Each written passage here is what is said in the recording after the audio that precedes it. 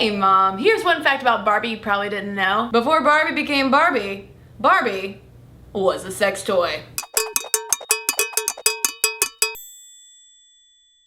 Now Mom, when I was growing up, I wasn't allowed to have Barbies because you thought that they were bad for girls' body image and self-esteem, and I will get to that because there has been a lot of research on whether or not old Barbie really does influence how girls see themselves. But first, Barbie was a sex toy! Oh no, a sex toy? I am taking a little bit of historical license by calling Barbie a sex toy because it wasn't actually Barbie who was a sex toy, but Barbie's inspiration. Before Barbie came along, there was this German doll called Lily who came out in the late 40s, early 1950s, and she looked a lot like Barbie. Very buxom, very curvaceous. She was essentially sold as a novelty item for men. It wasn't uncommon at German bachelor parties at the time for guys to give each other Lily dolls. Das ist Lily doll ist einzeln Hudson. And just to illustrate how Lily was a bit naughty for the time, one of her marketing taglines was, "Whether more or less naked, Lily is always discreet."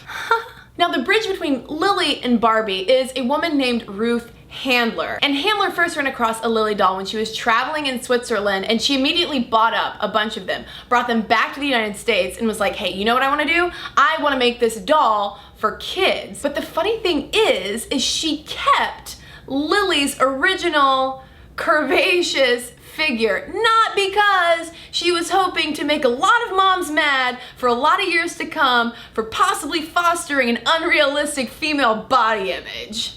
The reason why Barbie is so curvy is because when the designers were first making clothes for her, she had to maintain exaggerated curves in order for her dresses to fit well and not just look like they were hanging off a sack of potatoes. If Barbie were a real woman, she would be about 5'9". We'd be about the same height, Barbie. And that's where the similarities would stop. Because she would also have a 36-inch bust, an 18-inch waist, and a 33-inch hip line. Some researchers have also found that based on her proportions, she would not have enough body fat in order to menstruate. I can't have a period. And not only that, it would be very hard for Barbie to stand up and walk around. These feet were made for stilettos. So what about that question though of whether or not Barbie is bad for girls' self-esteem? This is the reason why my mom didn't let me play with Barbies. I've heard other girls who didn't play with Barbies for the same reasons,